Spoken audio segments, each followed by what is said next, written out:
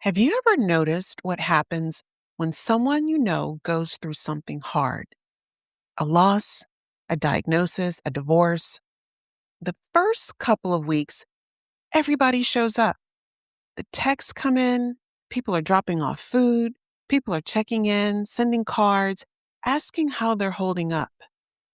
And then a few weeks pass, and the meals stop coming, the texts get further apart, not because anybody stopped caring.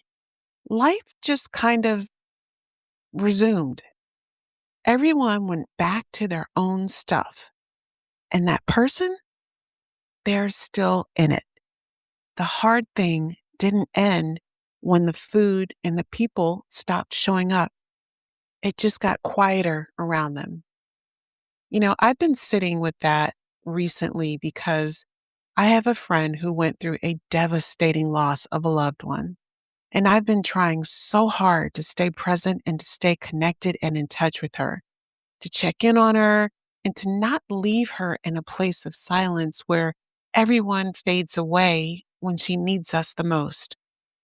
And the more I was thinking about this, I felt that God kind of placed on my spirit that we sometimes do the exact same thing with our prayers. There's somebody that you used to pray for hard, and somewhere along the way, the prayer thinned out, same as the meal train that stopped when people stopped showing up for the person who was going through something hard. Not because you decided to stop caring about them. That's not it. You just stopped showing up for them in prayer, but they're still in it. Hey, I'm Melissa, and this is my question for you. We are 4 weeks into our series that I've been calling The Prayers I Stopped Praying. And if you're just finding us, here's a quick recap of where we've been. We started this series by just noticing the prayers that went quiet, the ones that faded without a question. Then we got into the prayers we stopped praying because the answer didn't come. And we talked about how God's silence is not the same as God's absence. And last week, we kind of turned a corner. The prayers we stopped because God did answer, and the answer asked more of us than we were ready to give. But every prayer we've talked about so far has one thing in common. They've all been about us, about our situation, our healing, and our calling. And today, we're turning to a different kind of stop prayer, the kind that you weren't praying for yourself at all. You were praying for someone else.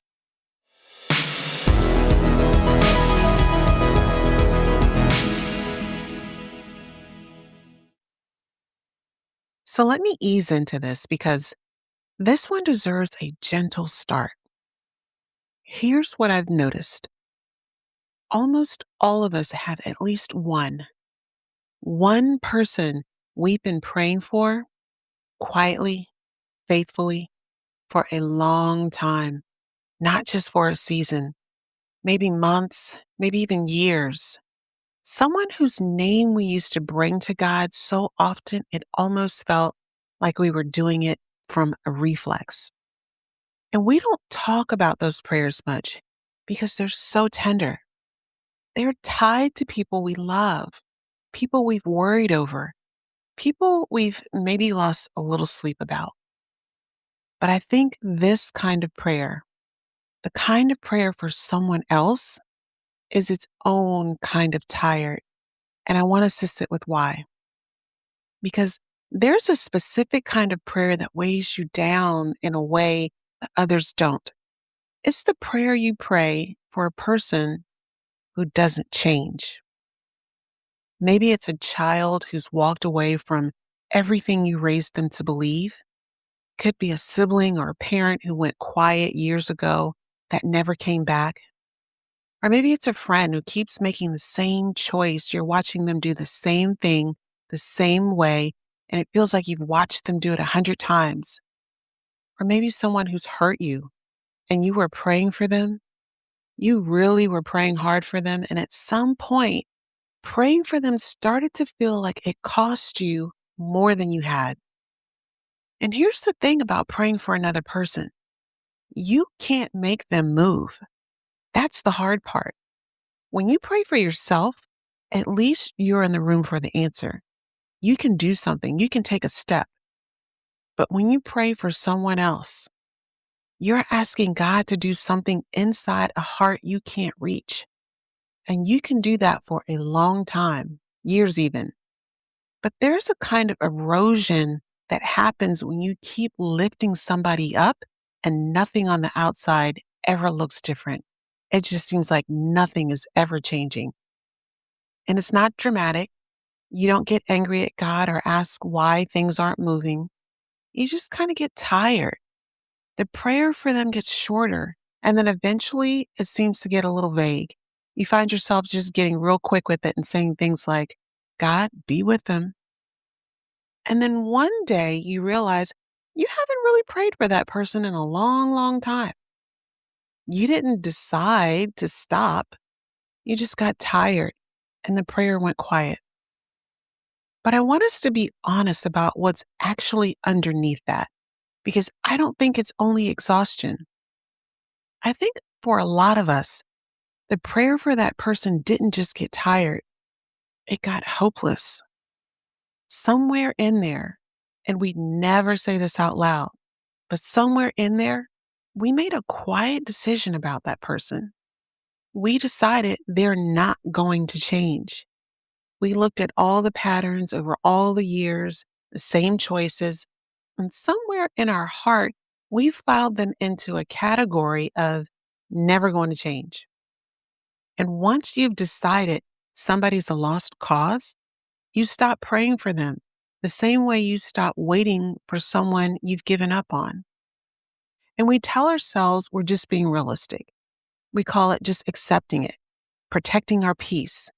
And sometimes that really is wisdom. Sometimes that's right. And we'll talk about that in just a second. But a lot of the time, if I'm being honest, it's not acceptance. It's unbelief wearing acceptance's clothes. So here's my question for you this week. The surface question seems simple.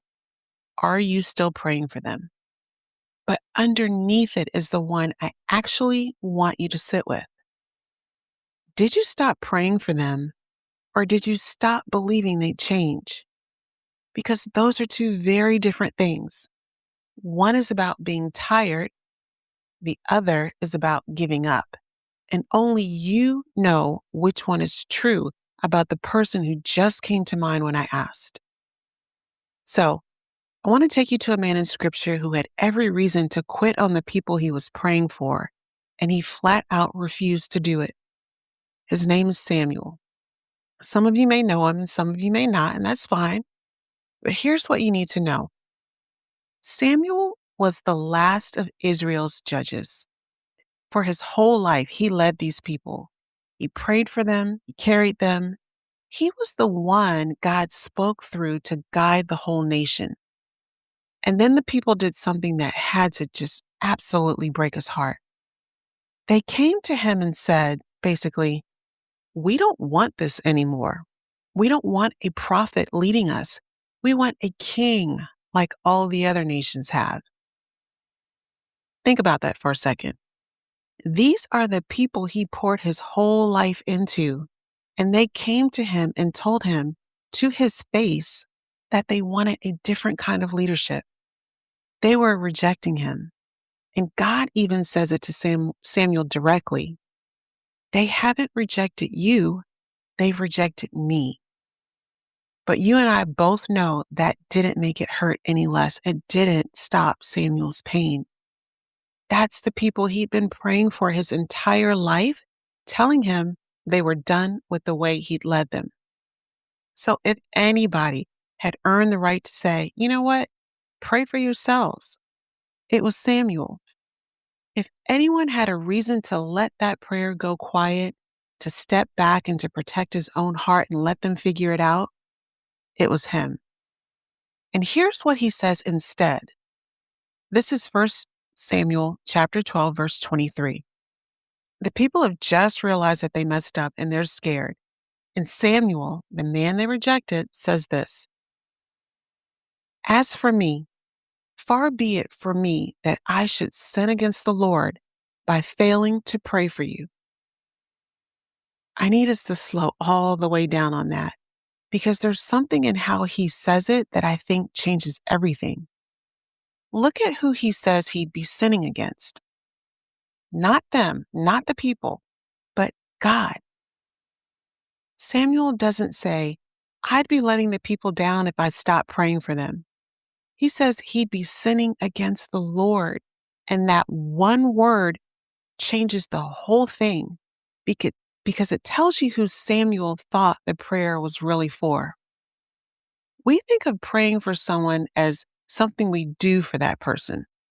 And in a sense, it is. But Samuel understood something deeper. The prayer wasn't first about the people, it was about God. It was about obedience. It was Samuel staying faithful to who God had called him to be, someone who lifted these people up, regardless of how they treated him, regardless of whether they ever turned around or whether it ever worked out. And do you see what that does? It completely takes the people's response out of the equation. Because if I'm praying for someone so that they'll change, then the day I decide they won't, the prayer dies. It has to. I prayed for an outcome and I gave up on the outcome, so why would I keep praying? But if I'm praying for them as an act of obedience to God, as a way of staying faithful, of loving them the way I've been told to love people, then whether or not they ever change was never the point. Their response was never what held the prayer up. My obedience to God was. And that's the thing I think a lot of us quietly got backwards. We turned intercession into a transaction. I'll pray, and in exchange, I expect to see movement. And when the movement didn't come, we felt like the deal fell through, so we walked away from the prayer. But it was never a deal. It was obedience. And obedience doesn't expire just because the other person didn't hold up their end, because the other person was never holding it up in the first place. God was. And if you want to know where Samuel got that, where any of us get it, Jesus said it as plainly as it could be said. Somebody once asked Jesus what the single greatest commandment was out of everything, and he gave them two, tied together. He said, "Love the Lord your God with all your heart and with all your soul and with all your mind." And the second is like it: love your neighbor as yourself. That's Matthew chapter 22. And then he says, all the law hangs on these two things. Everything. The whole thing comes down to loving God and loving people. Now, here's what I want you to see. Praying for someone you can't reach any other way, someone who's walked away, who won't listen, someone whose heart is somewhere you simply can't find it in yourself to go. That might be one of the purest forms of loving your neighbor there is. Think about it. You can't fix them. You can't argue them into changing or follow them into the rooms where they make their choices. There's almost nothing left you can do for that person except this. You can still bring them to God. You can still stand in the gap for a heart you can't touch. And when you do that, even tired after all these years, after praying and praying and praying with no evidence it's doing anything, you are obeying the second greatest commandment that there is. You are loving your neighbor in the one way that's still open to you. And that's not a small thing you do until it stops working. That's obedience. That's love. That's the whole law hanging right there in a prayer nobody sees you pray. And I'll add one honest thing here because I know somebody needs it. Loving someone in prayer does not always mean letting them back into your life. For some of us, the wisest, healthiest thing you ever did was put a boundary between you and that person. And hear me when I say that. Keep the boundary. Praying for someone from behind a wall you needed to build is still loving them. Sometimes the prayer is the only safe place left to love them from. And that still counts. That's still obedience. So let me say the thing this whole episode has been walking toward. You're not praying for them to change. You're praying because you refuse to stop loving them the way God never stopped loving you. That's the reframe. That's the whole turn. The prayer that you let go quiet, you set it down because you decided they'd never be different. But that was never the reason to pray in the first place. You weren't praying to produce a result. You were praying to obey a God who told you to love people and who, by the way, has never once given up on a single one of us, no matter how long our own patterns seem to drag on. Think about how patient God has been with you. The same thing you'd given up on in that other person, the slowness, the same mistake that you saw happening over and over again, the years that it's taking for something to change. God's been carrying that in you the whole time, and He never once decided you were a lost cause. He never stopped. He never went quiet on you. And He's asking you to love your neighbor as yourself, which means with that same refusing to quit kind of love you've been on the receiving end of your entire life. So let me bring this back to the beginning. There's a person who came to mind for you somewhere in the last 20 minutes, and you know exactly who they are. They came up the second that I asked. And maybe you stopped praying for them because you got tired, or because they hurt you, or because, if you're honest, you looked at the whole long story and you just quietly decided it was never going to change. What was the point? I'm not here to load you up with guilt about that. It's never what we try to do here. Your tiredness is real. The hurt is real. And deciding somebody won't change is one of the most understandable conclusions a human heart can come to. But I want you to hear that the prayer was never riding on whether they change. It was never a strategy. It was obedience, and it was love. It was you doing the one thing still left to do for a person that you can't reach, handing them to the God who can. So maybe this week, pick that prayer back up, not because you've got fresh evidence that they're finally turning around, but because loving them in prayer was always the right thing to do, and it still is. It was never about the result. It was always about obedience to a God who's still, right now, refusing to give up on that person. And God is refusing to give up on you.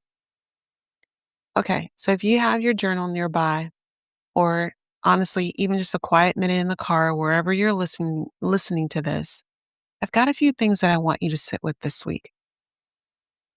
The first one's the simplest. I want you to just think about who came to mind. When I asked, "Are you still praying for them?" Someone surfaced. So the first thing is just this.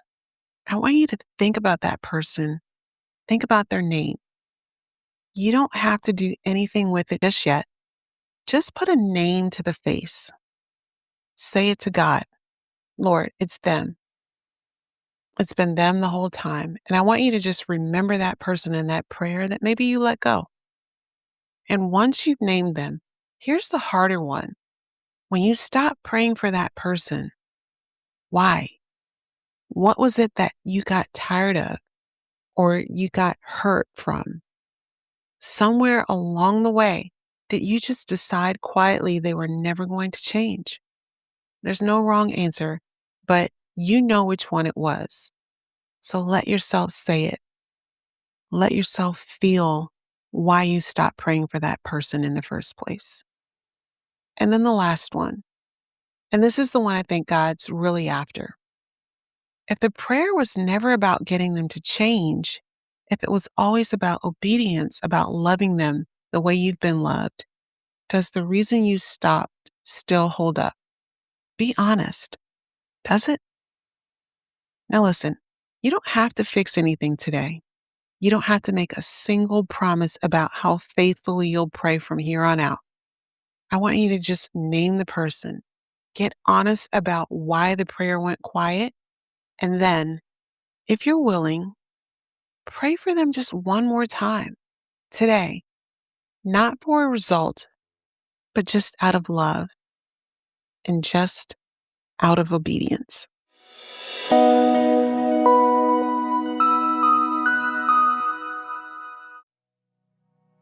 Before you go, I have one last thing. The person you gave up on praying for, God hasn't given up on them. He's been just as patient with them as He's been with you. And He's been so patient with you. He never decided you were too far gone. He never looked at how long your own change was taking and went quiet on you. He just kept loving on you, pursuing you, showing up. And then He turned around and asked you to love your neighbor the exact same way. So this week, pick the prayer back up, not to change them, just to love them the way you've been loved by God the whole time. Next week, we're going to turn the question all the way around because we've prayed about our circumstances, we prayed for other people, but there's one person a lot of us quietly stopped praying for somewhere along the way: ourselves. And we're going to talk about why. So I really hope you'll come back for that one. Until next week, I want you to keep asking, keep listening, and remember, you're not praying for that person to change. You're praying because you refuse to stop loving them the way God never stopped loving you.